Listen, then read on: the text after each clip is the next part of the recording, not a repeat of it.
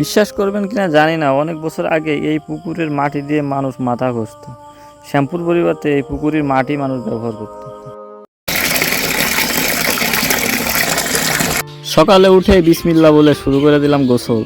গোসল শেষ করে চলে এলাম পাঞ্জাবি পরতে। পাঞ্জাবি পরতে গিয়ে দেখি উল্টা। তারপরে আবার ঠিক করে পরলাম, বাটনগুলো লাগালাম, তারপরে একটু পারফিউম লাগাই নিলাম। পরে পরিধান করলাম সুন্নতি টুপি। তারপরে হাঁটতে শুরু করলাম ঈদগাহ ময়দানের উদ্দেশ্যে।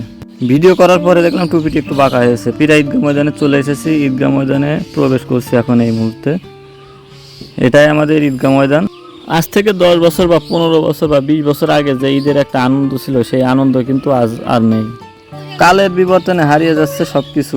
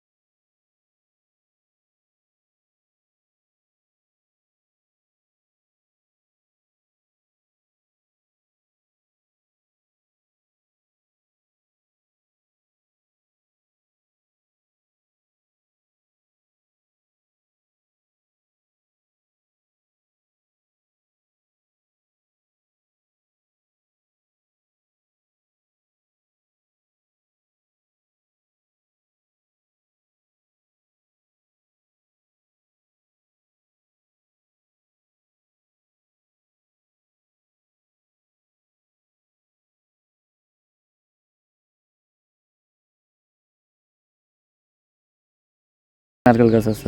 রান্নাঘরে ঢুকে দেখি অনেকগুলো মাছই অনেক বিরক্ত করছে।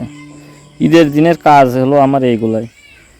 ঈদের দিনে মানুষ যায় কোথায় ঘুরতে ঘুরতে, আর আমি আজ বাসায় বসে বসে এগুলাই করি। মাছগুলোকে মেরে পিঁপড়েগুলো ক্ষুধার্ত ছিল, পিঁপড়েগুলোকে ঈদের দিনে খাবার দিয়ে দিলাম। যখন আমাদের ভিতরে ছিল না হিংসা, তখন আমাদের ভিতরে ছিল একতা, আমাদের ভিতরে ছিল ঐক্যবদ্ধতা, আন্তরিকতা, ভালোবাসা। পরবর্তীতে যখন আমাদের ভিতরে ক্রোধ জন্ম নিল, তখন আমাদের অবস্থাটা হলো কি জানেন? এই যে মসজিদ ছিল আমাদের গ্রামে একটা, পরবর্তীতে মসজিদ হয়ে গেল 3টা, ঈদের জামাতও হতো 3টা। কিন্তু 12 থেকে 15 বছর পরে দেখলাম কিছুটা একতা আমাদের মাঝে ফিরে এসেছে। আমাদের গ্রামে কিন্তু সবাই একসাথে, ছোট গ্রাম হওয়া সত্ত্বে সবাই কিন্তু একসাথে নামাজ পড়তাম আমরা। ঈদের জামাত হইতো, কিন্তু যে কোনো কারণে, ভেদাভেদের কারণে আমাদের গ্রামে কিন্তু 3টা জামাত তো হয়েছিল। কিন্তু এই বছর 2025 সালে দেখছি যে সবাই আবার একই ঈদগাহ মাঠে কিন্তু আমরা সবাই ঈদের জামাত করেছি। আমাদের সকলের উচিত একসাথে মিলেমিশে থাকার, কারণ আমরা আজ আছি কাল নাই। তো আমি গেছিলাম আসলে আবার ঢাকায় ব্যাক করব, যার কারণে বাসের টিকিট কাটতে গেছিলাম। দেখতে পাচ্ছেন আজকে আমি ঘুরে বেড়াচ্ছি কি বাইসাইকেলে করে। এমন একটা সময় ছিল যখন আমি হাই স্কুলে পড়তাম, ঠিক তখন এমনই বাইসাইকেলে করে বন্ধুদের সাথে ঘুরে বেড়াতাম, আড্ডা দিতাম। ঈদের দিন আমি আমার বাড়ি থেকে যশোর বিনোদিয়া পার্ক ছিল প্রায় 25 কিলোমিটারের মতো হবে। বন্ধুরা মিলে একসাথে বাইসাইকেলে করে এত দূর পথ কিন্তু গিয়েছি সেই বিনোদিয়া পার্কে ঘুরতে। কিন্তু পর্যায়ক্রমে যে কোনো সমস্যার কারণে হোক, কাজের জন্য আজ কিন্তু আমাদের সেই বেড়ানোটা হয় না। মাছ ধরেছি এই জায়গায়, অনেক স্মৃতি আমার জড়িয়ে আছে। কিন্তু কালের বিবর্তনে, আবহাওয়ার অনেক পরিবর্তনের কারণে আজ এগুলা শুকনো একটা জমিতে রূপান্তরিত হয়েছে।